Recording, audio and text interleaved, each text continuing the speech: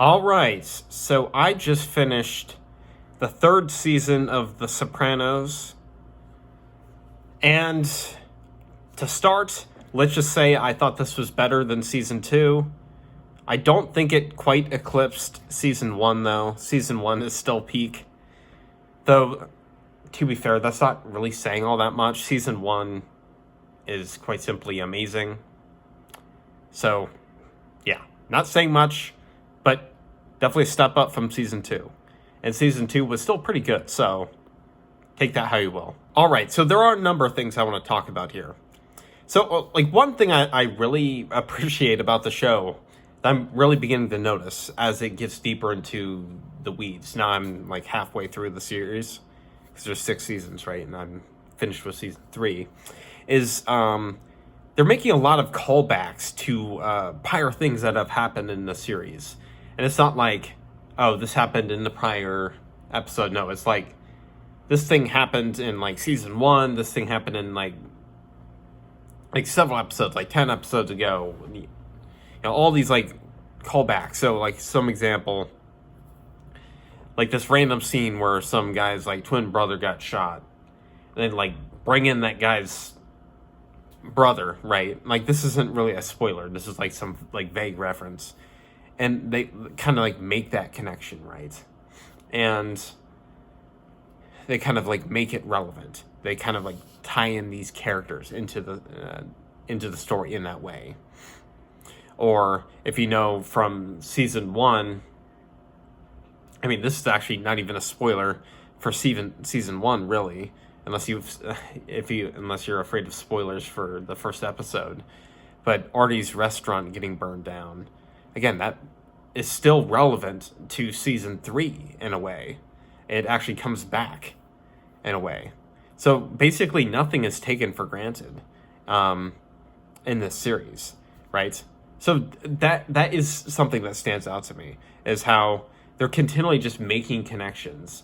And even all these small things that seem to get resolved, they get dug back up. And it's yeah, I really appreciate that. And it makes for very attentive, subtle, nuanced writing.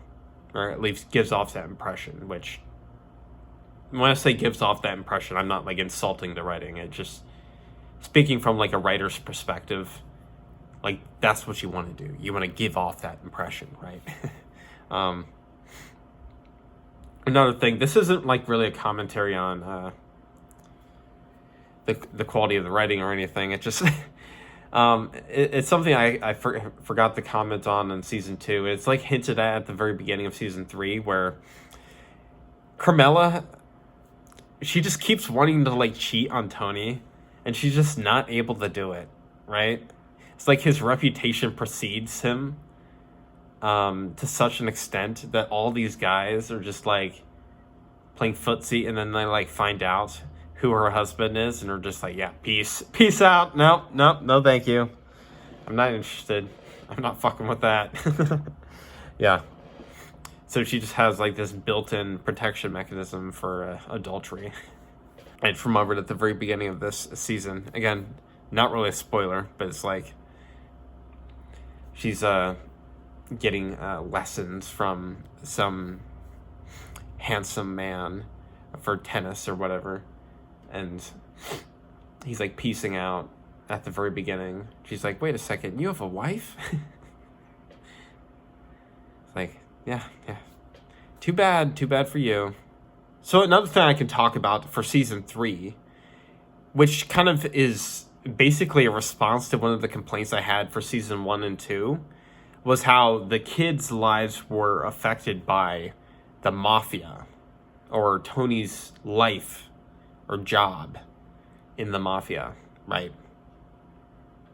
One of the big complaints was that they didn't really go into detail about how their lives were affected. You know, what were their social lives like? And on one hand, they still haven't really delved into the social dynamics of, you know, what it's like to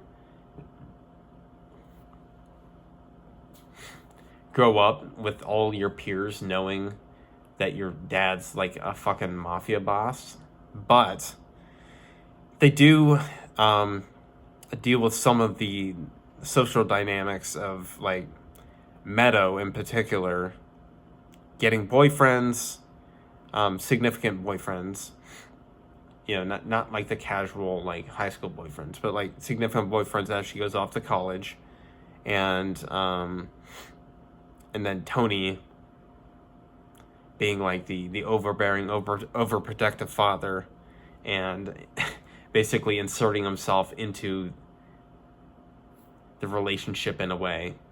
And even though Meadow has gone off to college, she's still nearby, right? Like she's not like gone. And Tony is definitely inserting himself into the relationship in ways that is abrasive and off-putting. And in one way is, of course, involves his groupishness, or and like this is like the most sympathetic way you could put it, right? Where in the mafia they have the very strong Italian in-group preference, right? So Italians stay with Italians, right? And he prefers that Meadow stay within the family, and they kind of play around with that idea with the different boyfriends she has. And there's some interesting dynamics I'll discuss in more detail when we get to the spoiler section.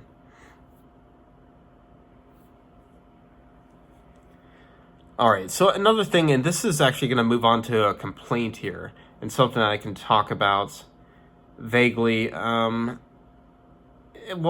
It's technically not really a spoiler, because it has to do with I guess it's like a feature, or they brought back one of the former actors, like the actor for Pussy. Like if you know from season 2, again, spoilers for that season, obviously, we're talking season 3 here.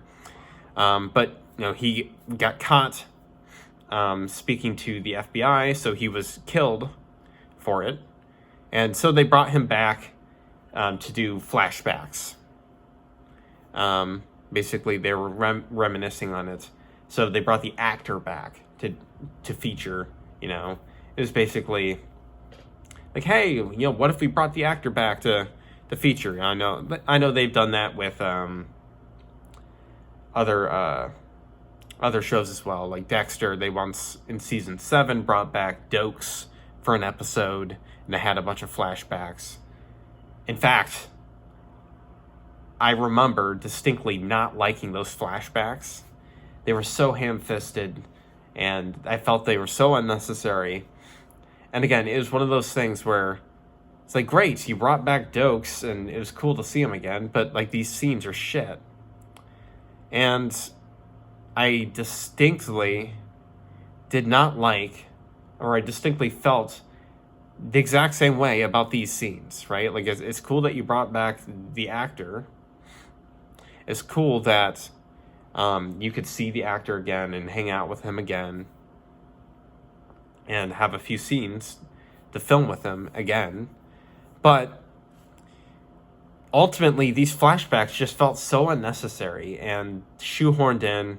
And if anything, they kind of just muddied the timeline a bit. I did not understand what their purpose was, right? I had a very clear and straightforward understanding of what happened in the last season, right? After he got caught in that one episode, he flipped, and then he was a bit reticent flip-flopping, but then Tony started shorting him, so it caused him to kind of flip entirely. But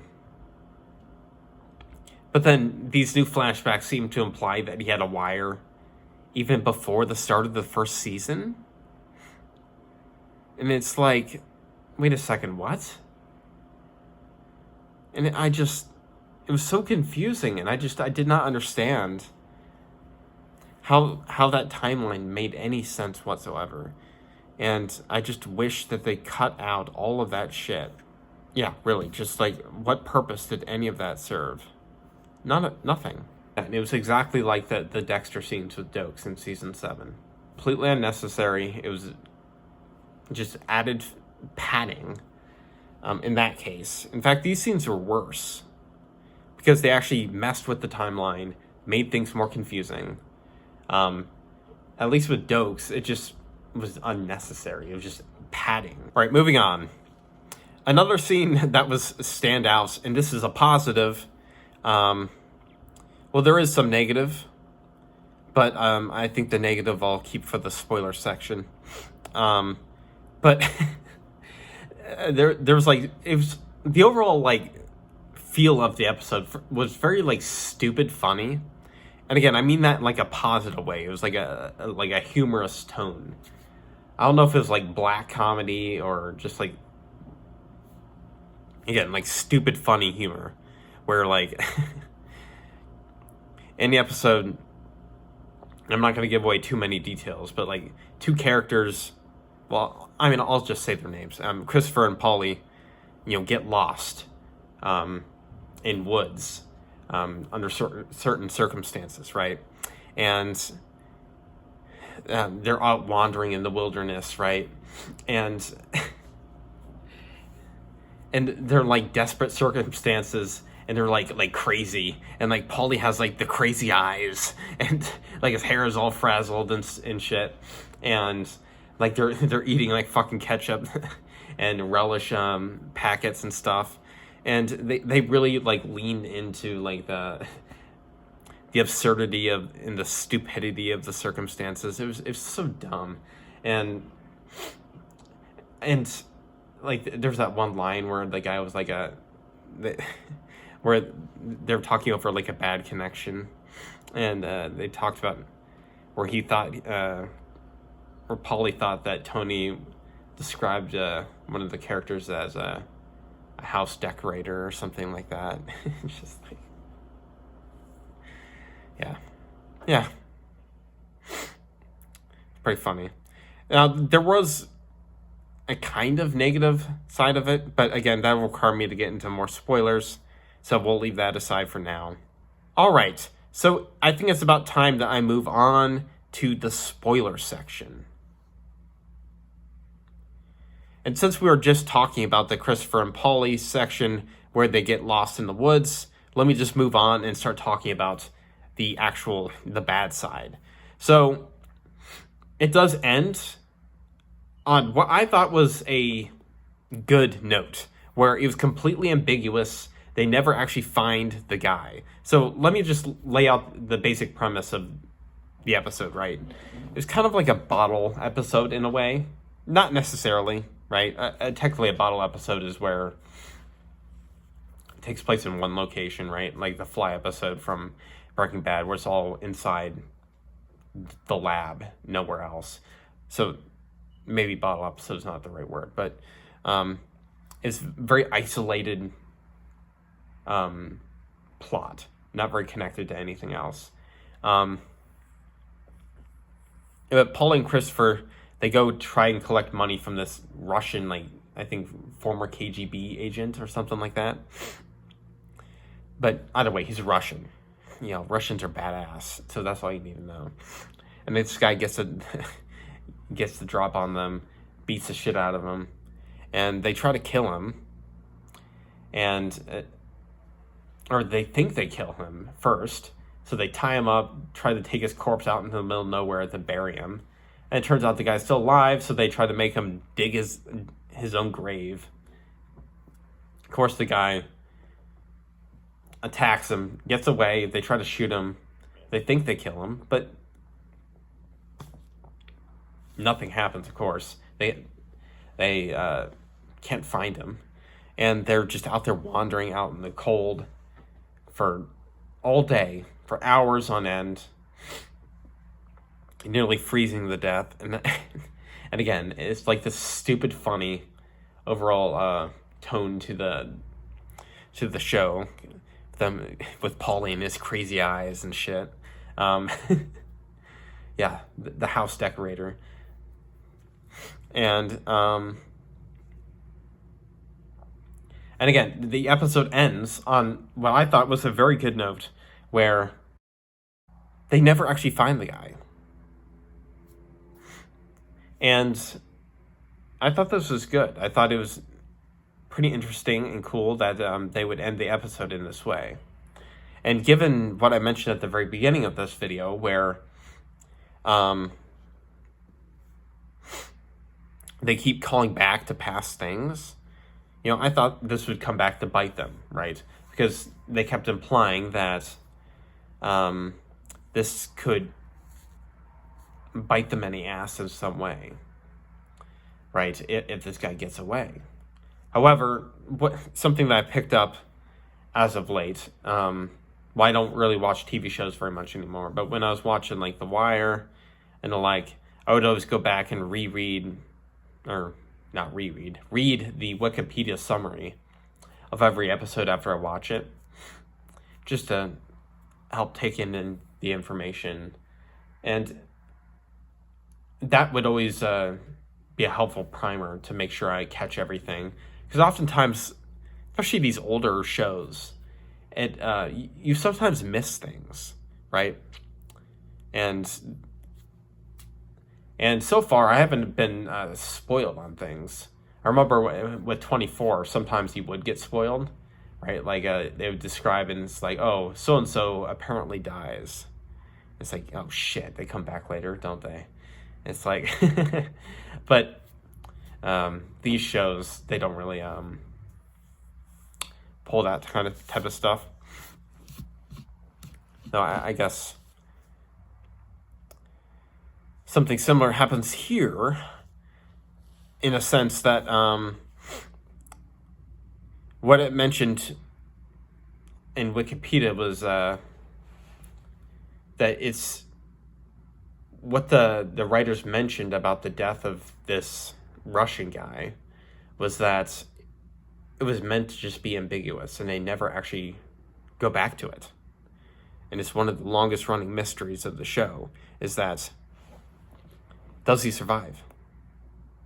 Does he survive? And you just never know. You never find out, and it was a deliberate choice on their part. And on one hand, this is a great idea. I like it. On the other hand, in terms of execution, can they actually get away with this? Can they actually get away with writing the story in this way? And when I actually stopped and thought about it, I don't actually think they can get away with this. Genuinely, I don't think they can get away with this. And here's why. The reason I don't think they can get away with this is because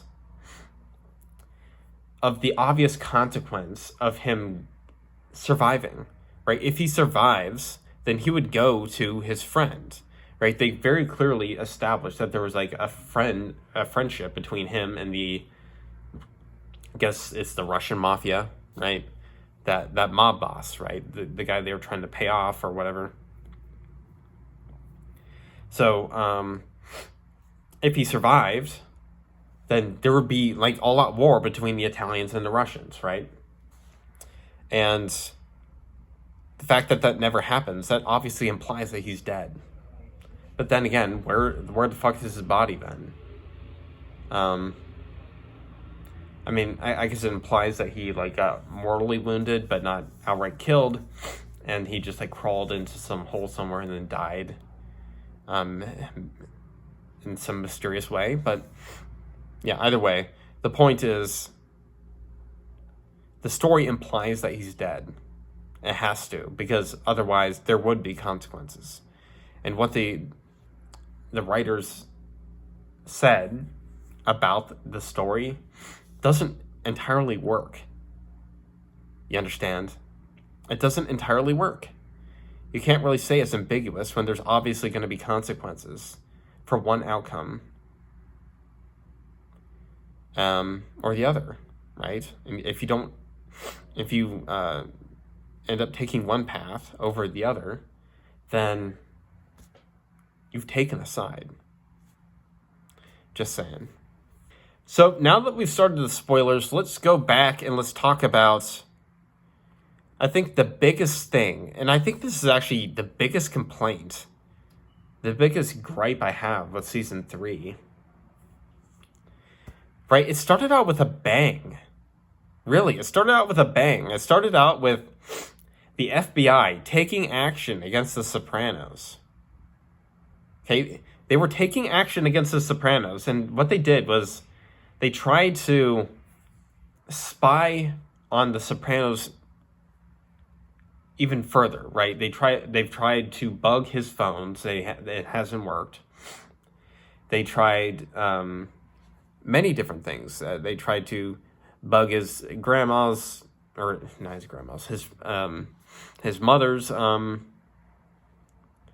place. They've tried other things, and none of it seems to work out.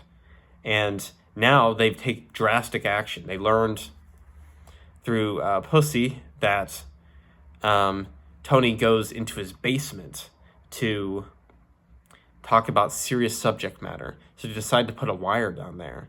So they literally get like a warrant to go into his basement to put a wire down there. They put it inside a lamp. And this was incredibly compelling, but I also immediately had questions. Okay? So, I guess let's go into one of the questions, which was based off of what I've seen up to that point. So throughout season 1 and season 2, to what extent do they actually talk about compromising information in the basement? Like, I know that they do go down into the basement. That is a trope that has been established. Yes. But do they still talk about it, like, unfettered? Right? Like, I distinctly remember when the suspicion about, well, Pussy and the other fat guy being compromised, when it gets revealed, it happened in the basement, remember? They thought that Pussy might be the mole.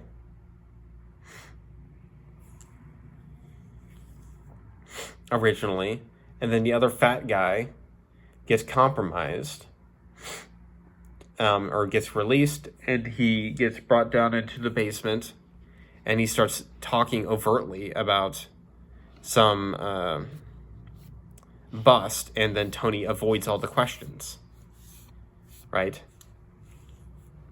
So even then, he knew to avoid it. So basically, what that shows is that even in prior seasons, even in the basement, he still had like a sense, a certain understanding that you're not supposed to talk about compromising details just on principle, right? It's not like you go into the basement and then just like, oh yeah, I murdered this guy on this day at this time and whatever. No, you don't talk about those fucking details. So that was the first kind of problem. And I understand, like, this isn't like a fatal flaw in their reasoning, right? Like, if this is like the best they can do, then they should go for it, right? You never know what might come up. So, whatever. Go ahead, have at it, put in the wire. But, and this is not a complaint yet, but what I was thinking, basically after, I think it was the first episode, maybe the second episode, whenever they actually set up the wire, within those first few episodes, I had this idea that Tony knew they had set up the wire. Because they had literally established that the FBI was watching them, right? They were like loitering around his house on a regular basis, and that Tony, in turn, was aware of it. He would literally like wave to them as he was leaving his house.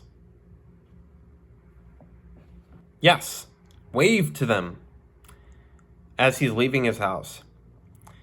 So, like, not only that, but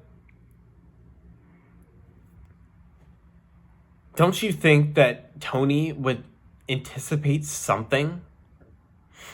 Don't you think he'd have some, like, preemptive measures? Something So my idea was, oh, Tony has like secret cameras like up on his around his house somewhere, just like. And I remember there was this comment, where, what was the conversation? He was having a conversation with one of the twins, right? They're implying that there's a tension with this one guy. Man, I'm gonna have to outline some backstory here. So this one guy, he's part of his mafia crew. I think he was part of Junior's formerly. But his twin brother was killed by Tony because he was mouthing off too much. And he suspects that Tony was responsible for killing his twin brother. So there's like tension between him and Tony. So Tony sits down and has a conversation to kind of like put him in his place, bring it all out into the open. It's like, hey, you have a problem with me, you know? And during that conversation, he makes this passing remark, which implies that he knew about something that the twin had done. And what is that? Well, the twin had gone to Tony's house like a day before or something, where he had like taken a piss inside Tony's pool after, like, you know, he had literally shown up with a gun to essentially kill Tony, right? But instead of killing him, he instead just takes a piss in his pool and then leaves, right? He was drunk, you know, and he's drunk off his ass and stumbling about. Yeah, and he ends up just pissing his pool and then leaving. So yeah, then this conversation happens later, and then he makes like some passing remark, like, oh yes, we need to calm tensions, you know, maybe your son and my son can get together and they can go swimming in the pool or something. And it's like this offhanded remark, and I thought it was like this, like, why'd you mention the pool? What's that about? Like, he made this knowing remark, like he knew he knew this twin brother had taken a piss in his pool or something, right? So I thought that was like this smart writing choice, implying that Tony had known something, making you ask, like, oh, how does Tony know? How does he know that he took a piss in his pool? Well, it's because he has hidden cameras. He has hidden cameras up in his house that he knows what's fucking happening.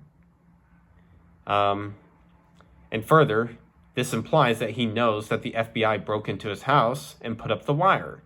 And this would be revealed later in the season.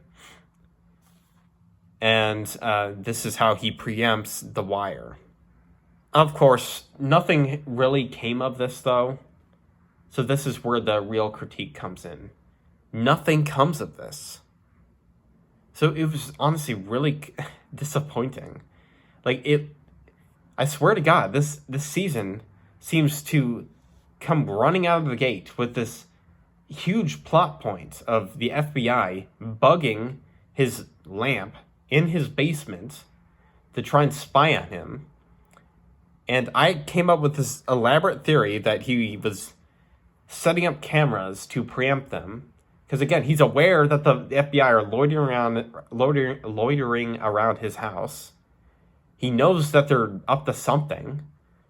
So obviously he's going to preempt them somehow. Why the fuck wouldn't he? And what do we have to show for it? Oh, well, it turns out nothing so far. It implies that instead, nothing so far. Apparently, we don't know anything about any cameras. I mean, I guess season 4 might pay that off somehow. Maybe, but I'm not counting down the days. Instead, it just so happens that Meadow takes the lamp off the college. That's it. That's what happens. And the fucking wire gets compromised. The end. That's all that happens. That's it. That's it. That's it, guys. It's done. It's over. And they never revisit it. They never revisit it. It's only until the last final fucking episode that they decide to revisit the FBI and go back into their fucking heads, back into their perspective, and say, hey, maybe we should set up another angle of attack, become friends with Christopher's girlfriend or wife, or fiance. I can't remember if they're married yet. And it's just like, really? Now? Like...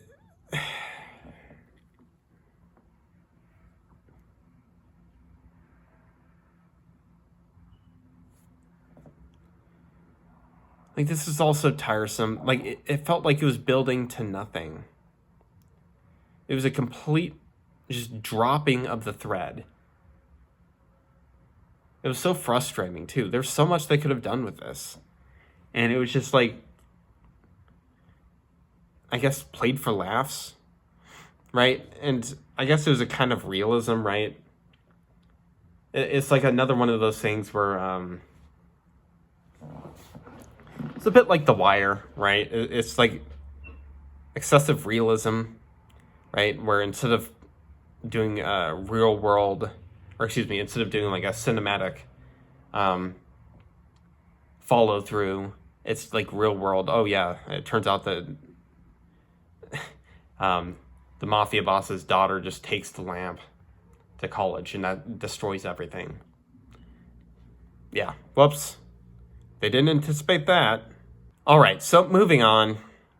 I did talk before about Meadow and her relationships.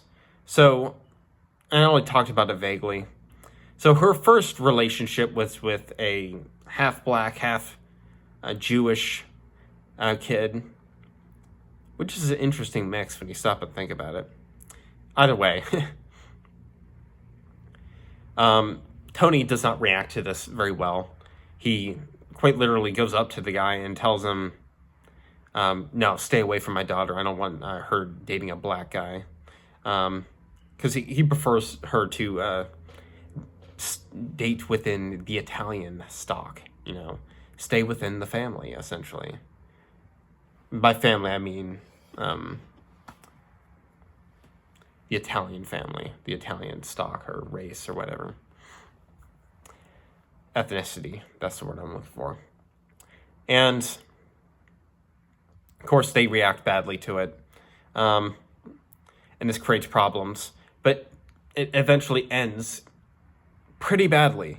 And the irony, of course, is that the way the parents look back on this relationship is that they decide that this relationship was actually better for Meadow, despite the fact that they don't really have a full picture of what actually happened, right? Their perception is that Tony kind of ruined the relationship, though technically that's not even what happened. Technically, the reason the relationship failed was because Meadow was used, right? She was used and discarded. The guy kind of was being selfish, right? He was pretending to be sensitive and understanding, but as soon as the negative effects of her roommate, Meadow's roommate, started affecting him, he reacted really badly, you know, and he discarded her. So, but either way, that kind of forced me to move on to the next half of her relationships, which is the Jackie Jr. side. So this is, again, specifically selected to contrast. So Jackie Jr. is Italian. He is the son of a mafia boss. However, what makes this interesting is he is, of course, the ideal stock for Tony, right? Like, Tony wants Meadow to date within the Italian ethnicity. He wants him to be ideal, but also he doesn't want him to be part of the mafia, right? He doesn't want him to be anything like Tony himself, right? That's why I wrote here in my notes. Tony demands that Jackie Jr. be everything that Tony isn't. So, Jackie Jr. is getting like a lap dance from a stripper, and he literally grabs Jackie Jr. and drags him into a fucking bathroom, and he literally beats the shit out of him for it. He finds a gut on Jackie Jr. and takes it away from him, tells him to get out of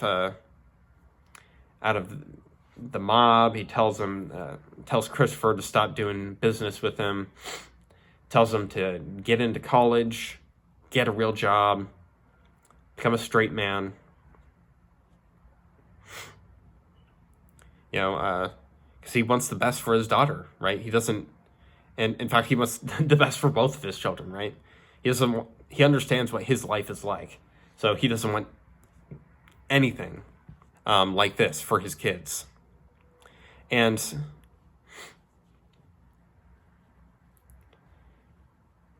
well, yeah, there's that certain irony there. There were some problems with regard to the execution of this, I thought. So there was some indecisiveness between like Tony and Carmela, I remember. And I remember there was like a transition from one episode to the next where Carmela seems quite positive and Tony seems to be turning toward negative, right?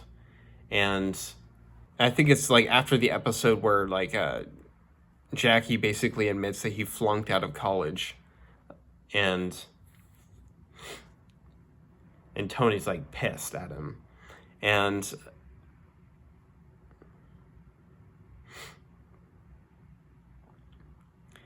I was just waiting for like the moment where Tony basically tells Carmela like the truth about what Jackie's been up to, right? It's been like the show's been like hinting at it, right? He's been talking to like his psychiatrist Melfi about it. He's been continually alluding to that eventual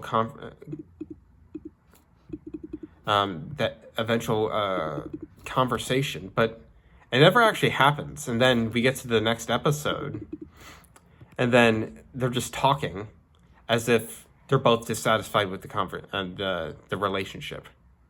And it's like, oh, they already had the conversation. And like maybe that's the point. They're just like cutting fat where they can.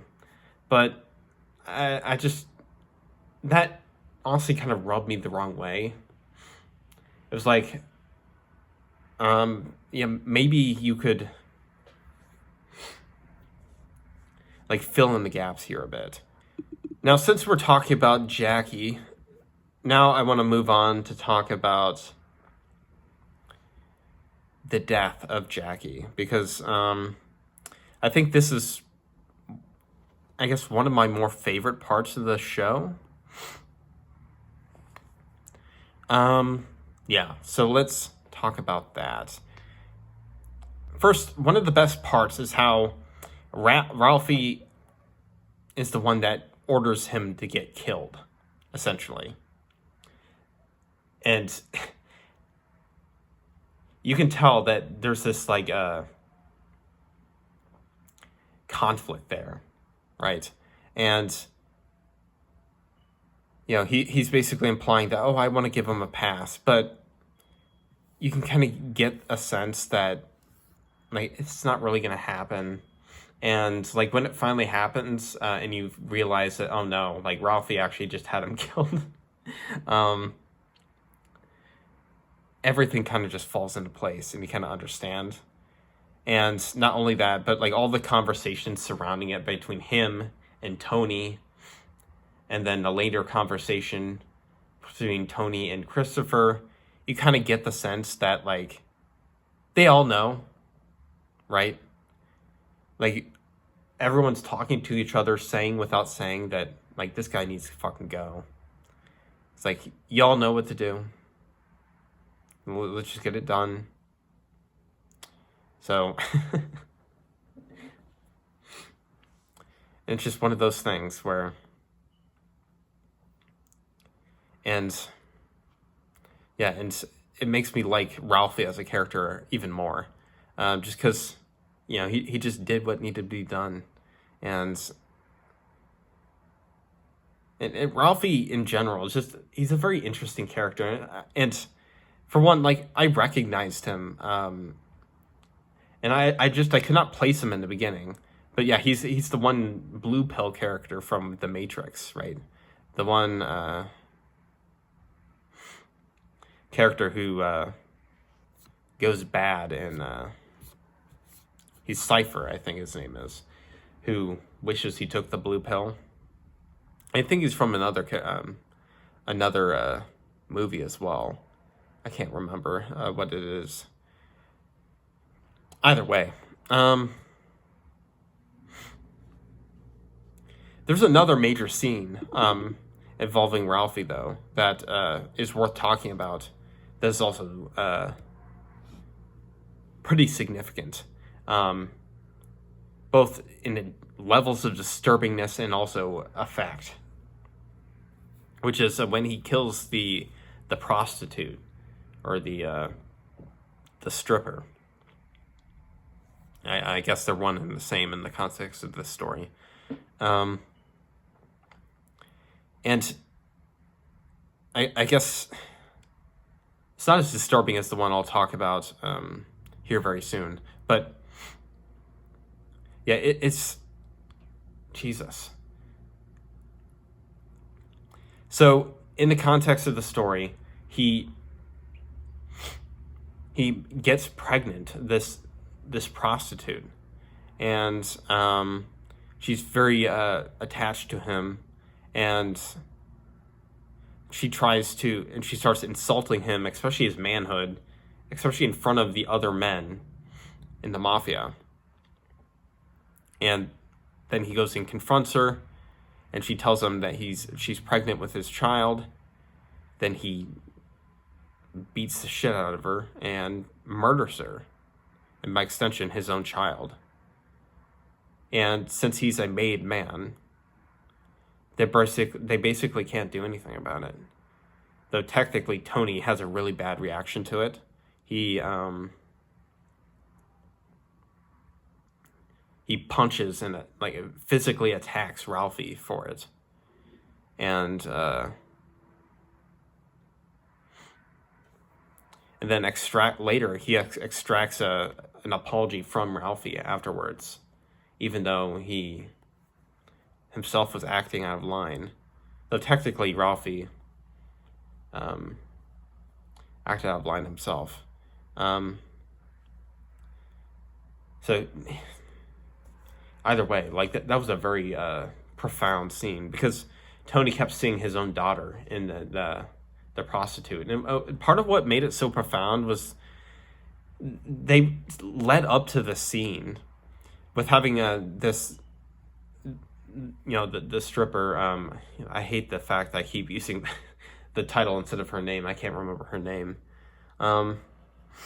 which I guess is kind of a point in and of itself. But they kept having her trying to connect to Tony personally, right? She kept trying to talk to him personally, give him gifts, and he's like, no, you can't do that. You can't form these types of relationships with me. You're just one of the girls on the floor, right? And you're Ralphie's whore, essentially. That's how they call them. And so, as you can tell, they're creating a distance, right? A personal distance between the made men, especially the top man, Tony, and the rest of them. And Ralphie,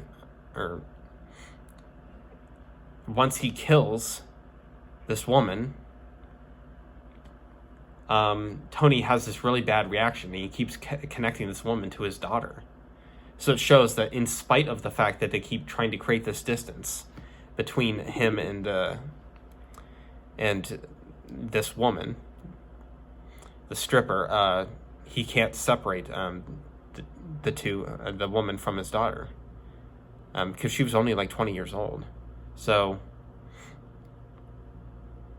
they were about the same age. So it was really disturbing.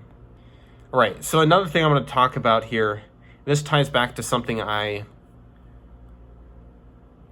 talked about before with Meadow and her relationships. And that was, her first boyfriend was half black, half Jewish. But what matters is that he was half black. And Tony kind of reacted badly to it. They kind of leaned into the whole racism angle to it. And how, like, Tony's like, oh, they're just more violent and stuff like that. And she, like, reacted badly with it, with the usual, like, college white girl talking points, stuff like that. And then I also mentioned before that both parents, both Tony and Carmela, but especially Carmela, ended up coming down on the side that the first boyfriend was actually better than Jackie Jr., who was Italian at the end of the day. That Jackie Jr. was kind of just retarded. You know, I remember there was that one offhanded scene where they're doing Scrabble, and his word, like, she was using words like oblique, and he thought it was a Spanish word, oblique. And his words were like ass and boo and stuff like that, just like 3-letter words. Yeah, they concluded that, the first boyfriend's better. But in contrast, Meadow actually kind of goes in the opposite direction. So there's a significant conversation at the end at Jackie's, I guess it wasn't necessarily the funeral, but after the funeral, where she's arguing with Jackie's sister, where she's just like, well, he got himself killed for dealing drugs, and that's just part of, he kind of deserved it, he brought it upon himself, and she's just being all insensitive and angry, expressing her grief in her angry way, and Meadow reacts to this in a visceral way, basically saying that it's, no, it was a gangbanger that killed him, and he was just stealing X, and, and just because he's Italian doesn't mean they're responsible for literally everything. And I did not catch it at the time when I was watching the show, but when I did go back and read the Wikipedia article, the article emphasized that she was blaming on black gangbangers. And what they did emphasize, or what I noticed in the show, was that when Jackie went into hiding, he actually was hiding with, it was actually the actor for Omar Little from The Wire. So that was one interesting tidbit. But yeah, that's essentially what it came down to, is that Meadow was basically blaming black gangbangers for Jackie Jr.'s death, when it actually was in fact Italians, his own family, his own adopted father who killed him. And so while the parents kind of swung in one direction, acknowledging that the black boyfriend was better, she doubles down on her family and saying, no, it's actually black gangbangers that killed him, and I'm sticking with my family and my Italian heritage. So it's kind of like flipping. So thought that was an interesting little touch. It's not like she put on a Klan hood or anything like that, but something worth mentioning at least. All right, 2 last things I want to talk about that I thought were as interesting. So AJ developing panic attacks. So the first one we see is when he's a part of football, and at first I was kind of disappointed because it didn't really touch upon it until much later. We just see it offhandedly, and it just never picks up on it until, again, at the very end. But thankfully they did touch upon it at the very end, because he gets expelled from school at the very end, and they decide finally to send him to military school, a very rigid structure to sort him and put him into shape, right? And he just starts breaking down, goes into tears, then has, a panic attack, another one. And then, they find out that this was not the first one, and And this essentially shows that, like, first off, he can't go to military school, so they're actually at a loss in how to deal with AJ. And not only that, but he's kind of following in his father's footsteps. So this is like an ominous sign for AJ's future. What exactly is his future? What is going to happen? And, well, I hear that he's going to start taking a more prominent role in later seasons. And obviously my assumption is that he's going to get involved in the mob, which is precisely what Tony does not want to happen. So I'm looking forward to that. All right, the final thing, and I think it's all what you're expecting, and that is Melfi is raped by the employee of the month. And this, yes, it was a very brutal, visceral scene. So when I looked up this episode, apparently there was, I guess, a small backlash. I'm not sure how large or apocalyptic the reaction was, but apparently a lot of people had this very negative reaction to it, which is entirely predictable. But putting that aside, I thought the way they handled the scene and the overall episode was very interesting, and counter to how it would be handled today, notably, especially given how Melfi responded to it. So as you know, if you actually saw the episode, Melfi is assaulted in outside her car. She's walking to her car in a parking lot, and she's dragged into a stairwell and assaulted. And after that, through a technicality, of course, the rapist is let go, and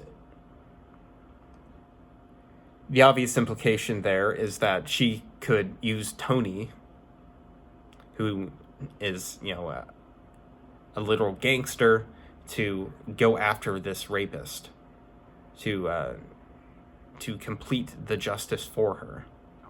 And obviously, the audience should be like fist pumping, waiting for the justice to come down, And when he learned that he was the employee of the month of some restaurant, again, that's just rage bait. That's making you angrier. And again, you just want the justice to happen. And I think that if this episode of this show was written today, I think that Melfi would have done it. She would have told Tony, and Tony would have killed her rapist. And I think it was very mature and very, in a way, refreshing to see an older show approach it in a very different way, right? Melfi shows vulnerability, especially when she's talking to Tony, and it implies that she might actually break down in front of him and tell him, but in the end she swallows and decides that, no, I'm not going to, and I'm going to not stoop to that level. I'm not going to have somebody killed. And it shows that she follows a certain set of principles, right? It shows that her motivations for helping Tony are based in principle, right? It's not about violating certain norms for their own sake, not necessarily, right? Like, maybe you could make an argument that she's a thrill seeker. Maybe there is a darker aspect, but there is also, I think, a more principled side to it, right? She feels obligated on principle to help Tony. And I think that's important to acknowledge. And I think that's I think that was a very important and poignant thing to highlight here. All right, so that is the last thing I wanted to talk about. And as I just said, or as I said at the beginning, that was season 3. Overall, I thought it was a great season. It was definitely a step up from season 2. Even still, I don't think it quite eclipsed season 1. Like, season 1, again, I just remember all those scenes with Tony's mother manipulating Junior into trying to assassinate Tony. Tony coming to grips with that fact, especially those scenes with Melfi, him tossing her table, shattering it, then Melfi being forced to go into hiding, all that stuff. All that stuff was season 1, right? So, I don't think we've quite reached those heights quite yet. So, I don't think quite season 1 has been eclipsed yet. But that said, there are serious highlights within this season 3. As I said, step up, definitely step up, and I'm really looking forward to season 4. So, yeah, hope you enjoyed the discussion. I have now released both volumes of The Paths We Have Taken, which is the first arc in the Broken Reality. This is my grim, dark, epic horror fantasy series. It takes the political intrigue of A Song of Ice and Fire, the abrasive characterization of Abercrombie, the long-term storytelling of One Piece, and the philosophical horror of the Second Apocalypse to explore the human capacity for cruelty. Check it out if you are interested.